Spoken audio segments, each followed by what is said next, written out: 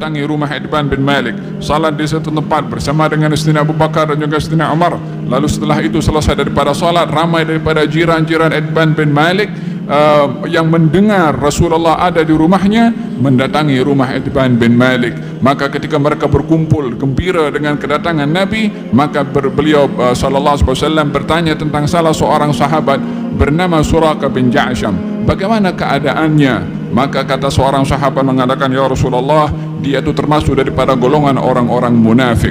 Maka Nabi SAW mengatakan, kamu jangan berkata demikian, sesungguhnya dia telah mengucap 2 kalimat syahadat dengan sungguh-sungguh. Maka sahabat itu mengatakan, ya Rasulullah, kami hanya mengetahui tentangnya, dia selalu duduk bersama dengan orang-orang munafik.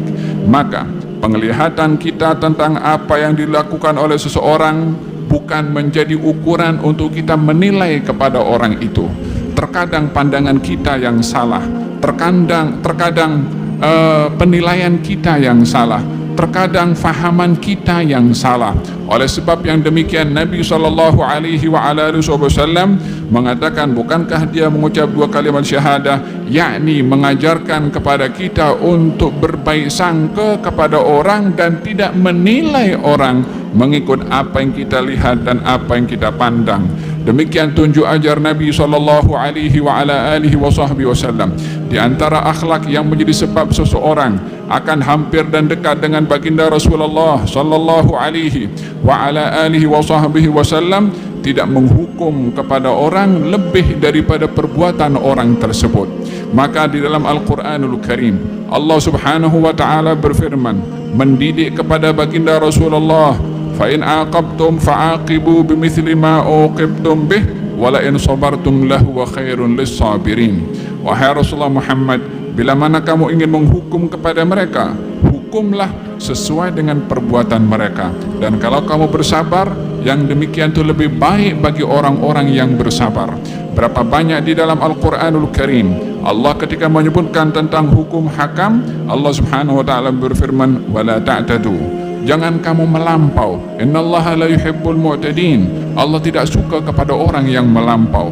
Yakni bila mana berhadapan dengan seseorang yang berbuat salah, dan bila mana ingin dibalas kesalahan itu dengan hukuman, biarlah hukuman itu tidak melebihi daripada kesalahannya. Menghukum orang lebih daripada kesalahannya adalah menghukum kezaliman dengan kezaliman juga, atau menghukum kezaliman dengan kezaliman yang lebih disebabkan oleh karena orang itu berbuat jahat, hukumannya adalah lebih besar daripada kejahatan yang dilakukan.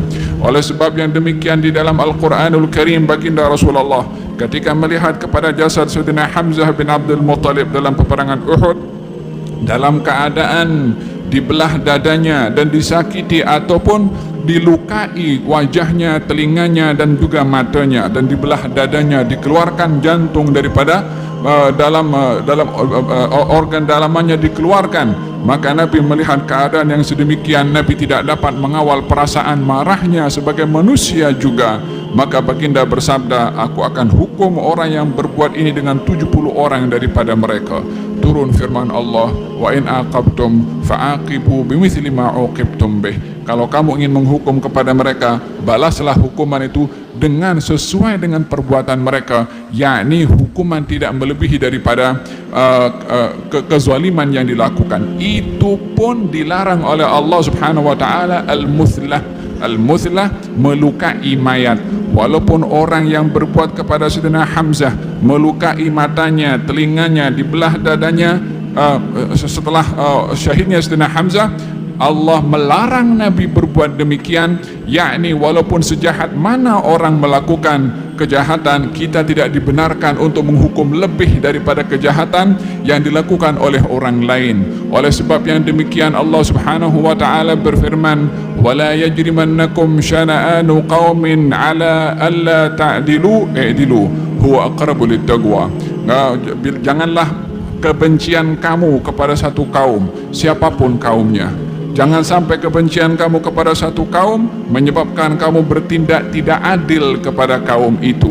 Adillah, sesungguhnya yang demikian atau keadilan itu lebih hampir membawa kamu kepada ketakwaan. Sehingga di dalam konsep seperti ini baginda Rasulullah sallallahu alaihi wa ala alihi wa sahbihi wasallam ketika didatangi oleh seorang sahabat bernama Nu'man bin Bashir mengatakan kepada baginda Rasulullah sallallahu alaihi wasallam, ya Rasulullah, saya mahu engkau menjadi saksi kepada saya untuk saya memberikan hadiah hamba sahaya kepada salah seorang daripada anak saya. yakni ada hamba sahaya akan diberikan oleh Nu'man bin Bashir kepada salah seorang anaknya. Maka pada ketika itu baginda Rasulullah bersabda, adakah kamu ada anak-anak yang lain? Katanya, ada wahai Rasulullah. Adakah yang lain kamu beri sama seperti anak kamu ini? Dia mengatakan, tidak wahai Rasulullah. Maka Nabi bersabda, aku tak mau menjadi saksi kepada perkara yang tidak adil. Sehingga dalam hal demikian pun juga Nabi menitik beratkan tentang konsep al-adil, keadilan, hatta kepada keluarga, hatta kepada orang yang paling dekat.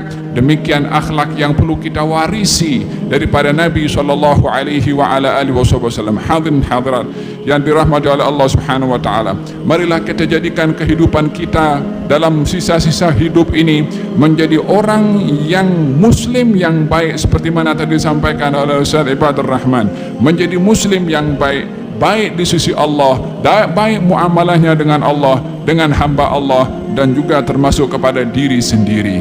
Kita berdoa kepada Allah Subhanahu wa taala, mudah-mudahan Allah Subhanahu wa taala anugerahkan kepada kita akhlak yang baik dan diberikan petunjuk oleh Allah untuk kita dapat istiqamah dengan akhlak yang baik, insya-Allah.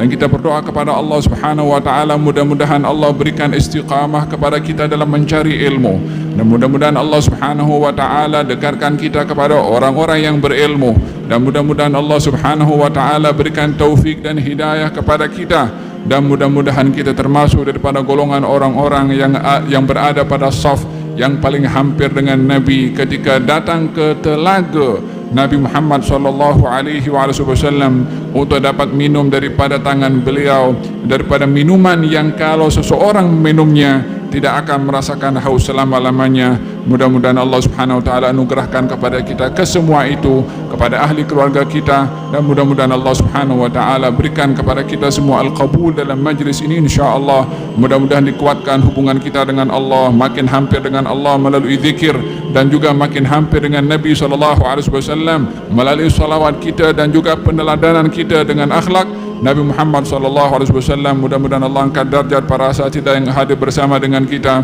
Al-Ustaz Ibadur Rahman, Syekh Abdul Khaliq As-Suwadi, dan juga Al-Ustaz Muhammad Bashir Al-Azhari hadir bersama kita. Ramai lagi daripada kaum muslimin dan muslimat, para kalangan asatidzah. Mudah-mudahan Allah Subhanahu wa taala angkat darjat mereka di sisi Allah Subhanahu wa taala.